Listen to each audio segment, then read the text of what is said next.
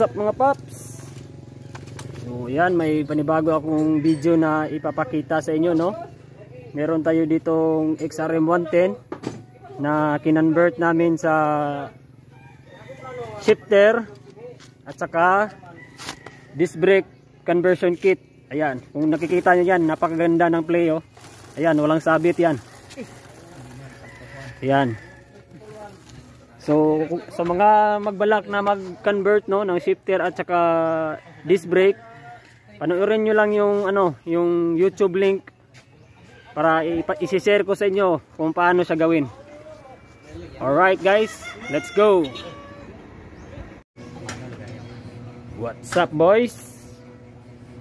Welcome back to my channel. Ngayon lang ulit nakagawa ng video, no?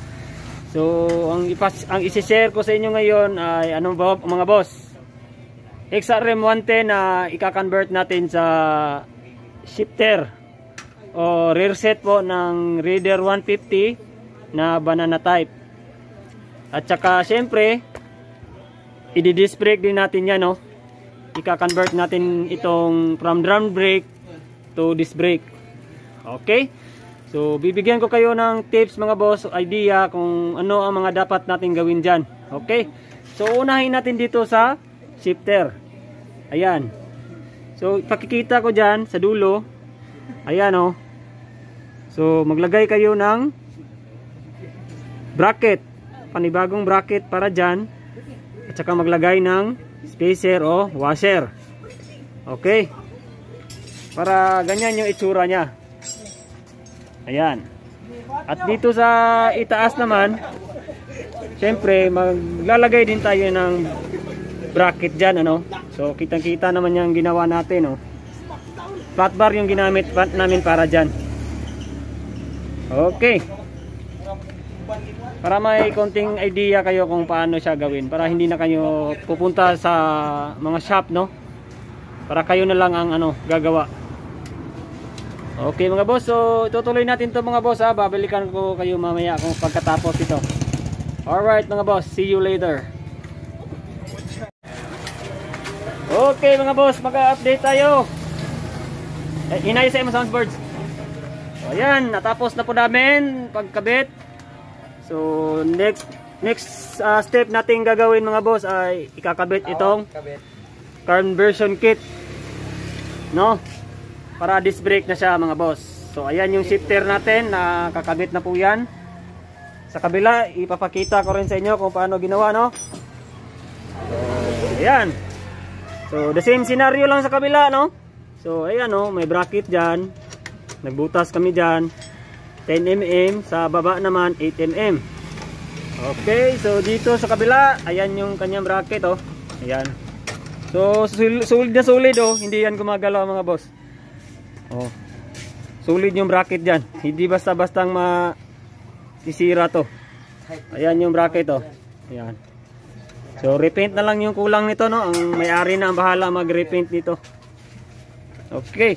So stay tuned nyo lang mga boss, no, kasi papakita namin sa inyo kung ano ang diskarte sa pagkabit ng disc brake conversion kit dito sa likod.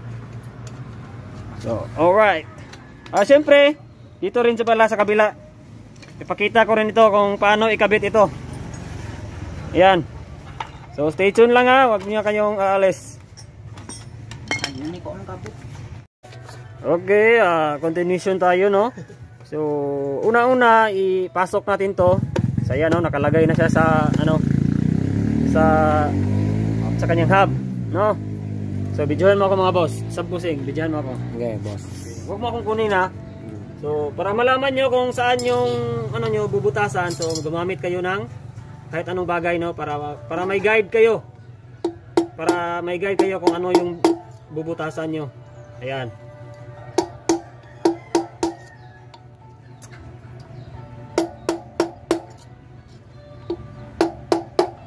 Okay, pagkatapos nyan, tanggalin to. So ayan, may guide na tayo. Ayan. 4 na guide. Tsaka natin ibarena. Okay, kaliw gabi. Pansak. Ibarena tayo, 4. Let's go.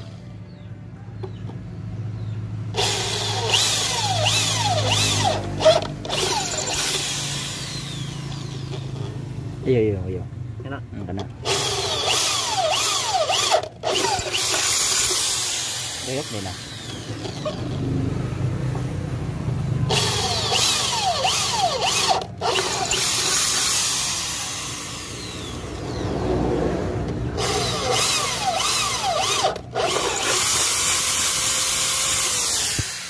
Okay. So, di ba? Okay. So, may butas na siya mga boss, no? So, yan yung guide niya, no? Okay.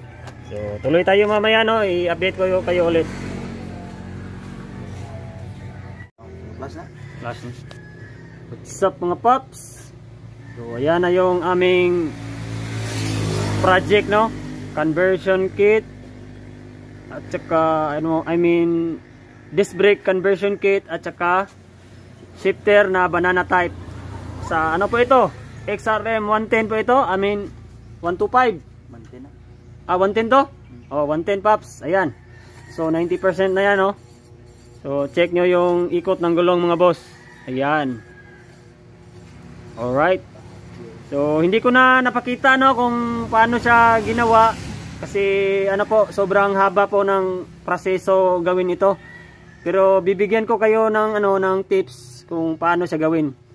So since lang to, short tutorial, na tayo, straight to the point na tayo. Ipapakita ko sa inyo kung ano yung ginawa ko. Okay? So bidyan mo ko, boss.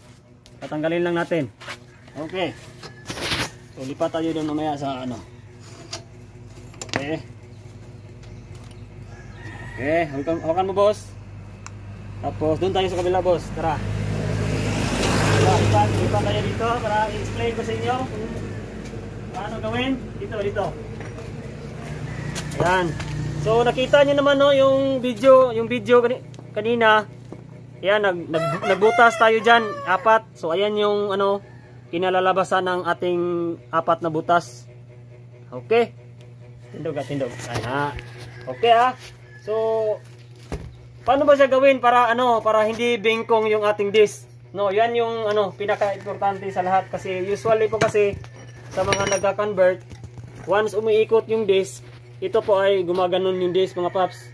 So ito yung tips para po siya straight o hindi siya bengkong, no.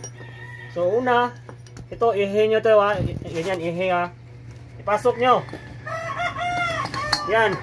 Ganyan, Ganyan. So napasok na yung yung 4 na bolt, napasok na din, dapat napasok na bago nyo gawin to. Okay? Pagkatapos diyan, press. Okay. Ganito, gamit kayo nito o anong bagay na pwede nyo gawin para ma-press siya. Ayan. Okay? Pagkatapos diyan, sana yung nut, boss, na yung nut, bigay mo sa akin. Yan. Tapos higpitan nyo ito. Ganyan, ganyan lang. Yan. So higpitan niyo siya ng ng maigi, ng maigi, higpitan niyo siya.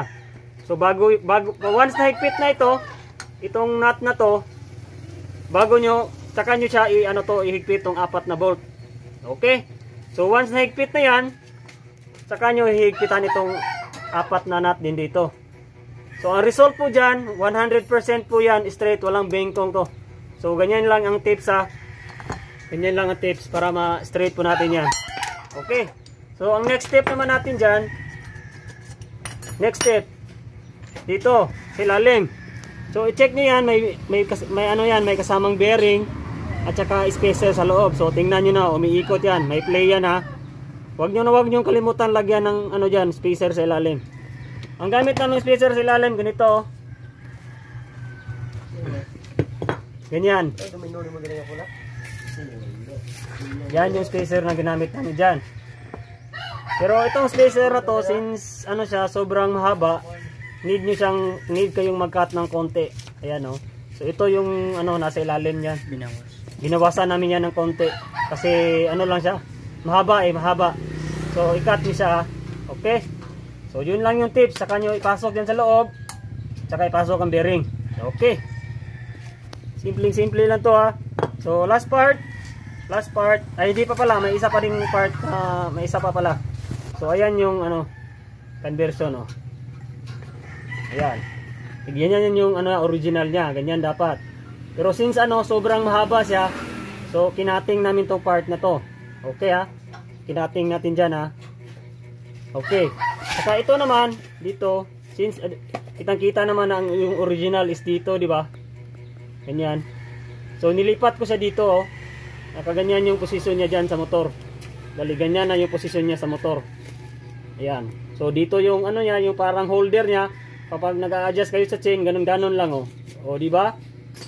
Kasi yung iba kasi nandito yung ano, bracket sa itaas eh. Naglalagay sila ng flat bar.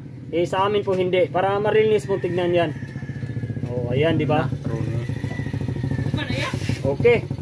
So yun lang mga boss no. At saka sa last part sa damper, ayan, since may bolt diyan, need yung ano yan, need yung bubutasan diyan no. So para mapasok niyo yan. So ano paano ba to? Ganyan? Oh, ganyan, ganyan. Oh, ganyan ya. Para mapasok nyo ang damper ha. So, alright. So, ayun lang no.